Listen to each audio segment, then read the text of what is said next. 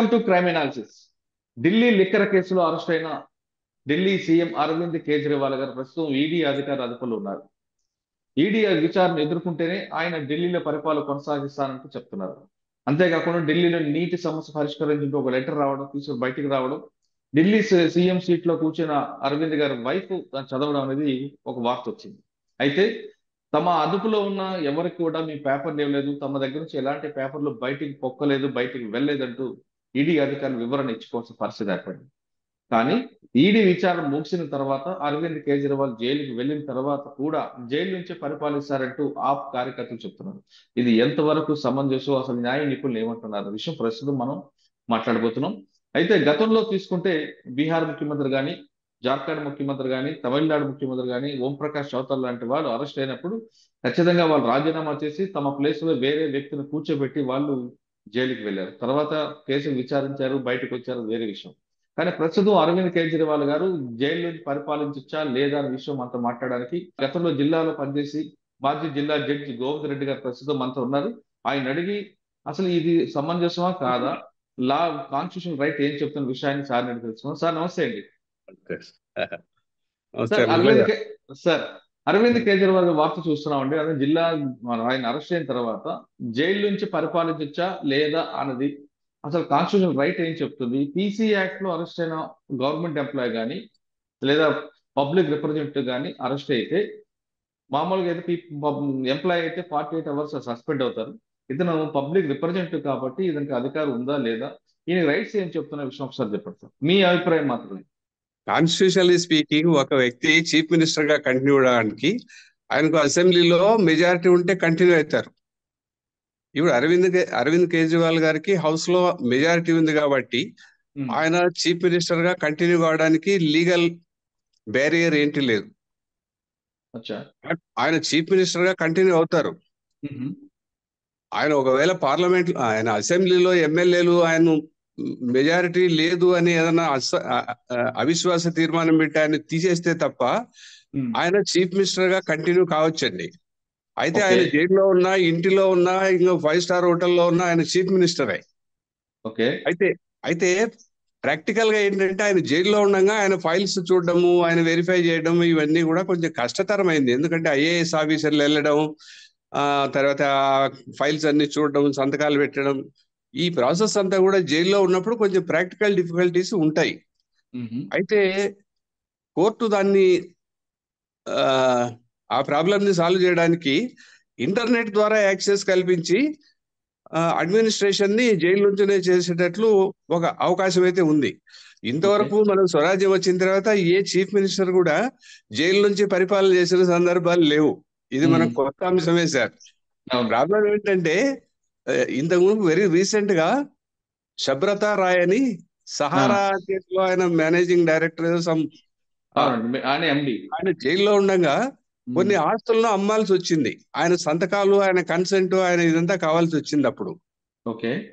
అప్పుడు సుప్రీంకోర్టు కలుగు చేసుకొని ఆయనకు జైలు నుంచి యాక్సెస్ ఇచ్చి ఆ ప్రాపర్టీస్ ను అమ్మడానికి శబ్రత రాయ్కి జైలు నుంచినే ఆపరేట్ చేయడానికి ఒక అనుకూలత కలుగు చేశారు. అట్లాంటిది ఏదైనా వీడియో లింకేజ్ ద్వారా కేజ్రీవాల్ గారికి జైలు నుంచి పరిపాలన సాగించడానికి కోర్టు అనుకుంటే చేసే అవకాశం ఉంది. సుప్రీంకోర్టు కానీ హైకోర్టు కానీ అనుకుంటే అవకాశం ఉంది. అయితే ప్రాక్టికల్ పాయింట్ ఆఫ్ వ్యూ లేక వస్తే ప్రతిరోజు కొన్ని వందల ఫైళ్లు ఉంటాయి చీఫ్ మినిస్టర్ గారికి చూడడానికి కానీ అంతా. అది ప్రాక్టికల్ గా వీలైతుందా కాదా అనేది చూడాలి. ఒకటి, ఇక ఒక చీఫ్ మినిస్టర్ జైల్లో కూర్చొని అడ్మినిస్ట్రేషన్ రన్ చేయడం అనేది అనైతికత, నైతికత అది ఏంటనేది ఓటర్ మహాశయుడే నిర్ణయిస్తారు సార్. మన కాన్స్టిట్యూషనల్ కోర్ట్స్ కాదు, కానీ అది ఓటర్ మహాశయుడే నిర్ణయిస్తాడు. అంటే జైల్లో పరిపాలించాలి లేదనేది అతను విజ్ఞత వదిలిపెట్టాలి. జైల్లో పరిపాలించడానికి చట్టపరమైన, రాజ్యాంగపరమైన అవరోధాలు ఏవి లేవు నాకు తెలిసి.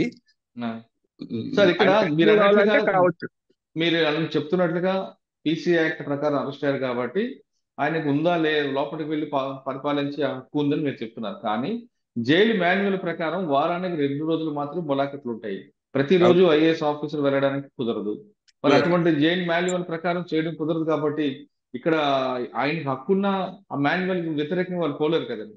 జైల్ మాన్యువల్ కూడా కాన్స్టిట్యూషనల్ కోర్టు పవర్స్ లోబడే ఉంటాయి సార్. కాన్స్టిట్యూషనల్ కోర్టు అనుకుంటే high court, supreme court constitutional powers exercise చేసి ఆ జైల్ మాన్యువల్ కు ఒక మినహాయింపు కల్పించి ఇది ప్రత్యేకమైన కేసుగా పరిగణించి ప్రతిరోజు ఆయనకు ములాఖత్ ఇచ్చేటట్లుగా జైల్లోనే ఒక వీడియో లింకేజ్ హాల్ ను ఎస్టాబ్లిష్ చేసి అక్కడి నుంచి ఆయన పరిపాలన చేసేటట్లు కోర్టు చేయాలనుకుంటే చేయవచ్చు. మరి కోర్టులు ఈ విషయంలో ఎలా స్పందిస్తాయి ఏంటి అనేది ఇది మొదటి కేసు. ఒక chief minister, sitting chief minister జైల్లోకి వెళ్ళి నేను పరిపాలన సాగిస్తానడము, మనకు స్వరాజ్యం వచ్చిన తర్వాత ఇది మొదటి కేసు. కాబట్టి ఈ విషయంలో క్లారిటీ అంటే ఎస్టాబ్లిష్డ్ కేసులా అంటూ ఏం లేదు. సుప్రీంకోర్టు, హైకోర్టు ఇచ్చిన జడ్జిమెంట్లు కానీ తీర్పులు కానీ లేవు నాకు తెలిసి. కాబట్టి ఇప్పుడు ఒక న్యూ లా ఎమర్జ్ అవుతుంది. ఓకే సార్, మీరు చెప్తున్నారు కొత్త అంశం కాబట్టి దీని మీద ముందుకు వెళ్ళడానికి ఒక స్టెప్ ఆగుదాం. కానీ ఢిల్లీ గవర్నర్ ఖచ్చితంగా దీని మీద లా అండ్ ఆర్డర్ ఇష్యూ వస్తున్నాయి కాబట్టి ఢిల్లీ గవర్నర్ ఏమైనా కొత్త రూల్ తీసుకొని అయితే పరిపాలించవచ్చు అని ఇవ్వచ్చు, లేదా గవర్నమెంట్ ని డిస్క్వాలిఫై చేసే అధికారం కూడా ఉందంటారా? లెఫ్టినెంట్ గవర్నర్ కాన్స్టిట్యూషనల్ ఫెయిల్యూర్ అనేది ఫీల్ అయితే ఆయన ప్రెసిడెంట్ కు ఒక లెటర్ ద్వారా అడ్రస్ చేయొచ్చు. ఏమనంటే చీఫ్ మినిస్టర్ జైల్లో ఉన్నారు కాబట్టి కాన్స్టిట్యూషనల్ ఫెయిల్యూర్ అయింది, అడ్మినిస్ట్రేషన్ అంతా కొలాప్స్ అయింది, లా అండ్ ఆర్డర్ ప్రాబ్లం వస్తుంది, కాబట్టి ప్రెసిడెన్షియల్ రూల్ ఇంపోజ్ చేయండి అని గవర్నర్ రికమెండ్ చేయొచ్చు సార్. అచ్చా, ఆ గవర్నర్ చేసే రికమెండేషన్ ని ప్రెసిడెంట్ ఆఫ్ ఇండియా ఎగ్జామిన్ చేసి దాంట్లో జెన్యూయిన్నెస్ ఉందా లేదా అనేది న్యాయ నిపుణుల సలహాలు తీసుకొని ముందుకెళ్ళొచ్చు. గవర్నర్ గారు అయితే ఈ విషయంలో ఇంటర్ఫియర్ అయ్యి చీఫ్ మినిస్టర్ గారు జైలు నుంచి అడ్మినిస్ట్రేషన్ రన్ చేయడం అనేది కాన్స్టిట్యూషనల్ ఫెయిల్యూరా కాదనేది వారు నిర్ణయించుకోవాలి. గవర్నర్ రికమెండ్ చేస్తే ప్రెసిడెంట్ గారు దానికి ఆర్డర్స్ ఇవ్వాలి లేదనేది లీగల్ ఒపీనియన్ తీసుకుని ఇస్తారు. ఈ సందర్భంలో ఇంతవరకు ఇట్లాంటి కేసు ఎప్పుడు ఏ రాష్ట్రంలోనూ జరగలేదు కాబట్టి గవర్నర్ స్పందన ఎలా ఉంటది, దాని మీద రాష్ట్రపతి స్పందన ఎలా ఉంటది అనేది కూడా మనం ఆసక్తిగా చూసి వేచి చూడాల్సిన అంశమే సార్. ఓకే, కానీ నైతికంగా చూస్తే ఇది కొంచెం ఇబ్బందికరమైన పరిస్థితి కదండి. గతంలో మీరు జయలలిత కూడా ఇదే కేసులో అరెస్ట్ అయ్యారు. ఆమె కూడా ముందు ఆ పన్నీర్ సెల్వం సీట్ లో కూర్చోబెట్టి ఆవిడ వెళ్ళారు. లల్లూ ప్రసాద్ యాదవ్, లేదా మొన్న జార్ఖండ్ సీఎం శిబు సోరెన్, ఓం ప్రకాష్ చౌతాలా, వీళ్ళందరూ కూడా రాజీనామా చేసి వెళ్ళడం. ఆ పార్టీకి పవర్ ఉన్నా, జయలలిత కూడా మంచి పవర్ ఉన్నా ఆవిడ కూడా రిజైన్ చేసి వెళ్ళారు కదా. అవునండి, ఇంకొంచెం వెనక్కి వెళ్తే 1975-74 ఆ ప్రాంతంలో ఇందిరాగాంధీ మీద జార్జ్ ఫెర్నాండెస్, అవును, ఆయన జైల్లో నుంచి పోటీ చేశారు. ఆయన్ను జైల్లో పెట్టారు. ఏ గ్రౌండ్ మీద జైల్లో పెట్టారంటే ఆయన గవర్నమెంట్ ఆఫీసులు కూల్చేయడానికి డిటోనేటర్స్ అన్ని ప్రొక్యూర్ చేసి గవర్నమెంట్ ఆఫీసులు పేల్చేసేదానికి కుట్ర పన్నుతున్నాడు కాబట్టి ఆయన మీద ఎక్స్ప్లోజివ్స్ యాక్ట్ కింద కేసు పెట్టి జైల్లో పడేశారు. అక్కడి నుంచి ఆయన నామినేషన్ వేశాడు, 3 లక్షల మెజారిటీతో గెలిచాడు ఆయన. సో ఒక నేతను జైల్లో పెట్టడం వల్ల ప్రజలు దాన్ని అనైతికంగా భావించి ఆయన్ను పక్కన పడేస్తారా, ఆయన హీరోగా నెత్తికెత్తుకుంటారా అనేది ఓటర్ మహాశయుడే నిర్ణయించాలి సార్. మనం ఏం చెప్పలేము అది. ఇప్పుడు కేజ్రీవాల్ గారు జైలుకి వెళ్ళారంటే ఆయన హీరో అవుతాడా జీరో అవుతాడా అనేది ఓటర్ మహాశయుడే నిర్ణయించాలి అంతే. అదే పబ్లిక్ ఉంటది, వాళ్ళు ఏ విధంగా చేసుకుంటారనేది అంతే సార్, వాళ్ళ ఇష్టం మీద ఉంటది. సార్, ఇంకొక టాపిక్, ఇక్కడ ఎమ్మెల్సీ కవిత గారు, ఆమె కూడా అరెస్ట్ అయ్యారు. ఆమె ప్రస్తుతం తిహార్ జైల్లో ఉన్నారు. ఆమె తన పదవికి రాజీనామా చేస్తేనే బెటర్ అంటారా?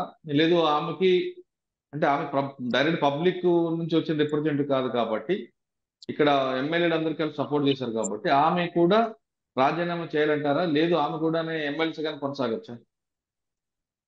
ఆమె నామినేటెడ్ ఎమ్మెల్సీ కాబట్టి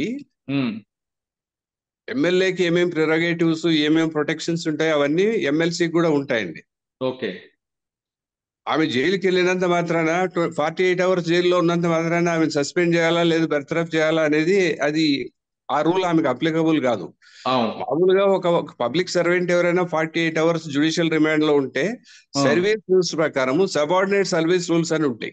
ఆ సబార్డినేట్ సర్వీస్ రూల్స్ ఐఏఎస్ ఆఫీసర్లకు అప్లై అవుతుంది, మిగతా స్టేట్ ఎంప్లాయీస్ కూడా, స్టేట్ గవర్నమెంట్ ఎంప్లాయీస్ కూడా అప్లై అవుతాయండి. ఒక ఎమ్మెల్సీకి ఆ సబార్డినేట్ రూల్స్ అప్లై కావు కాబట్టి 48 అవర్స్ ఆమె జైల్లో ఉన్నంత మాత్రాన అది ఆమెకు డిస్క్వాలిఫికేషన్ గా పరిగణించబడకూడదు.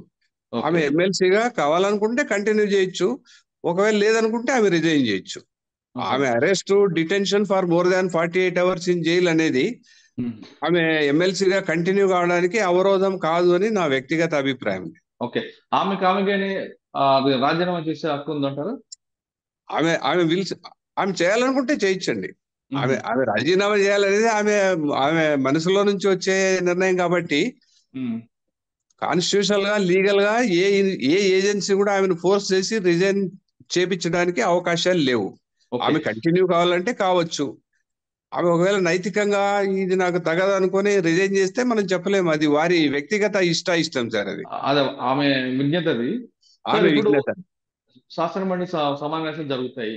జరిగినప్పుడు కొన్ని సమావేశాలు రాకపోతే, దాదాపు 3 సమావేశాలకు కానీ ఎవరైనా గైర్ హాజరు కాకపోతే వాళ్ళు ఇచ్చే రీజన్ ప్రకారం స్పీకర్ తన నిర్ణయం తీసుకునే అధికారం ఉంది. కాబట్టి ఇప్పుడు శాసనమండలి సమావేశాలకి ఆమె హాజరు కాకపోతే, దాదాపు ఒక 10 సమావేశాలు అనుకోండి, ఆమెకి ఆ ఎమ్మెల్సీ పదవి రద్దు చేసే అధికారం స్పీకర్కి ఉంటుందా? ఆమె ఒక దరఖాస్తు పెట్టుకుంటే ఆమె జైలు అధికారులు ఆమె ఆ పీరియడ్ లో ఆమెను అలౌ చేయాలి. ఆమె అసెంబ్లీ ప్రొసీడింగ్ జరుగుతున్నాయని నా ప్రెజెన్స్ అక్కడ అవసరం కాబట్టి నేను వెళ్ళాలంటే జైలు అథారిటీస్ ఆమెకు పర్మిషన్ ఇవ్వాల్సిందే అండి. అక్కడ లెజిస్లేటివ్ కౌన్సిల్ ప్రొసీడింగ్స్ ఏమైనా జరిగేటప్పుడు ఈమె she entitled to participate in that proceedings. నేను వెళ్తున్నాను, నాకు పర్మిషన్ ఇవ్వండి అంటే ఆమెకు సెక్యూరిటీ ఇచ్చి ఆ హౌస్ దాకా సాగనంపాల్సిన బాధ్యత అయితే గవర్నమెంట్ కోర్టు మీద ఉంది, జైలు మీద ఉంది, గవర్నమెంట్ మీద, అందరి మీద ఉంది. జైలు అథారిటీ తీసుకోవాలంటే కోర్టు ఆర్డర్ ప్రకారం. కానీ ఇది సాధ్యమైన సార్? ఢిల్లీ నుంచి హైదరాబాద్ తీసుకొచ్చి మళ్ళీ ఇక్కడ నుండి ఆమెను తీసుకెళ్ళడం ఉంది సాధ్యమే ప్రాక్టికల్ ఆస్పెక్ట్. విమానంలో తీసుకొస్తారు ఏముంది అనుకుంటే. లేదంటే వీడియో కాన్ఫరెన్స్ పెట్టచ్చా? వీడియో లింకేజ్ ద్వారా ఇంతవరకు అలాంటి సందర్భం రాలేదండి. వీడియో లింకేజ్ ద్వారా ఎమ్మెల్సీ ఎమ్మెల్యే వాళ్ళు పార్టిసిపేట్ చేయడం అనేది ఇంతవరకు లేదు. అది కూడా కొత్త లా ఏమైనా ఎమర్జ్ అవుతుందని చూద్దాం. అంటే మీరు చెప్పినట్లు ఢిల్లీ నుంచి హైదరాబాద్ కు ఎమ్మెల్సీని తీసుకురావడం అంటే కాస్ట్లీ బ్యారియర్. విమానంలో తీసుకురావాలి, సెక్యూరిటీ తీసుకురావాలా, ఆమెకు అకామిడేషన్, ఇలాంటి ప్రాక్టికల్ ప్రాబ్లమ్స్ అన్ని చాలా ఉన్నాయి. వాటిని ఎట్లా గెట్ ఓవర్ అవుతుంది అనేది కేస్ టు కేసు మొడాలిటీస్ మారుతూ పోతుంటాయి. ఇప్పుడు ఎమ్మెల్యే కవిత గారు జైల్లో ఉన్నంత మాత్రాన ఆమెకు డిస్క్వాలిఫికేషన్ ఆయన ఆపాదించడానికి లేదు. ఏమైనా ప్రొసీడింగ్స్ ఏమైనా జరిగినప్పుడు ఆమె హాజరు కావడానికి నేను వెళ్ళాలనే పర్మిషన్ ఇస్తే తప్పనిసరిగా ఆమెను ప్రొడ్యూస్ చేయాల్సిందే అక్కడ. సార్ ఫైనల్ గా చెప్పండి, ఇప్పుడు మీకున్న సర్వీస్ లో ఒక్కొక్క కేసు అంటే సంవత్సరం మన జనరేషన్ మారుతున్న కొద్ది కొత్త కేసులు ఎదురవుతున్నాయి. ఇప్పుడు మనం చూస్తున్న గతంలో ఎవరైనా నైతిక రాజీనామా చేయడం కాకుండా మేము వెళ్ళి అంటే కొత్త విషయాలని వెలుగులోకి వస్తున్నాయి. ఇవన్నీ కూడా రాజ్యాంగం రేపు పొద్దున్న నెక్స్ట్ జనరేషన్ కి ఒక లెసన్ అనుకోవాలా, లేదు కోర్టులకి ఇది ఒక పరీక్ష అనుకోవాలా? ఓటర్ మహాశయుడు ఎప్పటికప్పుడు తీర్పిస్తూ ఉంటారండి. ఒక వ్యక్తి జైల్లో పెట్టినంత మాత్రాన రాజకీయ సమాజాన్ని అనుకోకూడదు. ఒక వ్యక్తి ఏమో అంతమైపోతాడు, ఇంకో వ్యక్తి ఏమో ఆకాశానికి లేస్తాడు. ఒకవేళ పబ్లిక్ అనైతికంగా అరాచకంగా కేసు పెట్టారు, తప్పుడు కేసు పెట్టారు అని అనుకుంటే ఆయన పైకి లెగుస్తాడు. లేదు నిజంగానే కేసు పెట్టారు అనుకుంటే ఓటర్ మహాశయుడు సమాధి కట్టేస్తారు అంతే. ఎక్కువ వచ్చినా సరే ఓటర్ మహాశయుడు చేతిలో ఉంది బాణం. అంతే. అల్టిమేట్ పవర్ ప్రజా కోర్టే సార్. అవును, కరెక్ట్. అంతిమ తీర్పు ప్రజా కోర్టే. ఢిల్లీ లిక్కర్ కేసులో అరెస్ట్ అయిన అరవింద్ కేజ్రీవాల్ అవ్వచ్చు, లేదా ఎమ్మెల్సీ కవిత కూడా వాళ్ళ విజ్ఞత మీదే ఉంటది అంటున్నారు గోవింద్ రెడ్డి గారు. ఒకవేళ అక్రమ కేసులను జైలుకి పంపినా వాళ్ళు నిర్దోషులుగా బయటకు వస్తే, నిర్దోషులు వాళ్ళ మీద అక్రమ కేసులను ప్రజలుగా నమ్మితే ఖచ్చితంగా ప్రజా కోర్టులో వాళ్ళకి ఘన స్వాగతం పలుకుతారు. లేదు ఇది అక్రమ కేసు కాదు సక్రమ కేసు గాని అని ప్రజలు నమ్మితే వాళ్ళని కూడా పూర్తిగా మర్చిపోయేలా చేస్తారంటూ, ఏదేమైనా సరే ప్రజల చేతుల్లో ఉన్న ఆయుధమే దీనికి సమస్య పరిష్కారం అంటూ చెప్తున్నారు. ఇది కవిత, అదేవిధంగా అరవింద్ కేజ్రీవాల్ విషయంలో గోవింద్ రెడ్డి గారితో విశ్లేషణ. మరో అంశంలో మళ్ళీ కలుద్దాం. అంతవరకు నమస్తే. Thank you sir. Thank you very much అండి. థ్యాంక్ యూ అండి.